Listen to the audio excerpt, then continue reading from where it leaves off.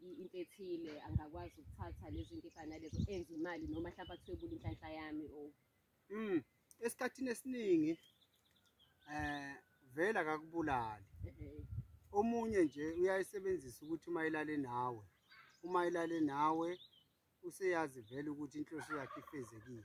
Wena okwakho usuzoloka njalo inhlahla yakho isebenzele yena, inhlahla yakho isebenzele yena. Kwenzeka kanjalo isikhathi esiningi, hhayi ngokuthi kuze kulahleke impahla noma kuze kwenzakaleni noma kuze kutshontshe iy'nwele, kodwa yinto nje yenzeka kuya ngokuthi utshelwe kanjani umthetho lapha esigodlweni noma e-ofisi. So ngenza ukuthi ngilale naye adinge nje lokho nje then inhlanhla kunjalo nje into zami nje kunjalo nje izinto zakho ziyokuma futhi angeke avume ngisho ukuthi uyamshiya. Uyobona ngalokho elokhu ekulandele kuncenga ngoba uyazi ukuthi uyadla ngawe, ngoba uyazi ukuthi ifa lonke likuwe. Ukusuka kwakho kwempilweni yakhe kusho ukumosheka kwezinto zakhe.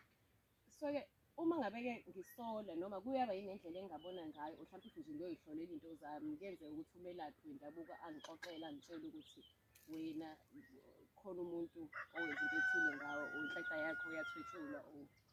Kuvumelekile kithi bodokotela ukuthi sikuchaze lokho ngoba thina inhloso yethu njengey'nyanga ukuthi sisize abantu.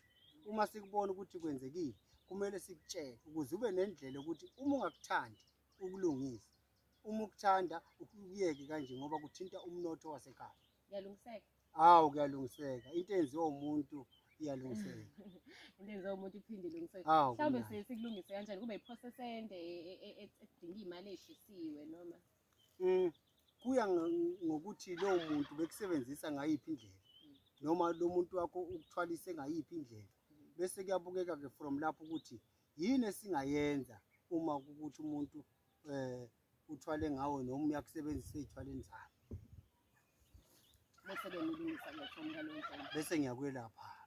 Kufanele mhlawumbe it does not matter ukuthi usithatha isikhathi esingakanani ngisebenzisa noma mhlawumbe uzothi hayi ngeke ngiyide manje le minyaka ngisakwazi ukwenza lutho noma mhlawumbe mengishishe ngingathola.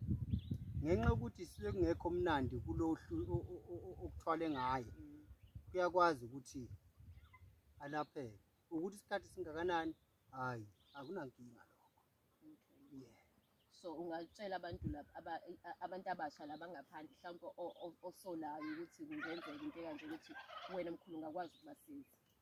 Ngingabalekelela nje, baningi, abanye bayafona, abanye bayafika abakhala ngokuthi amadoda abo athwala ngabo.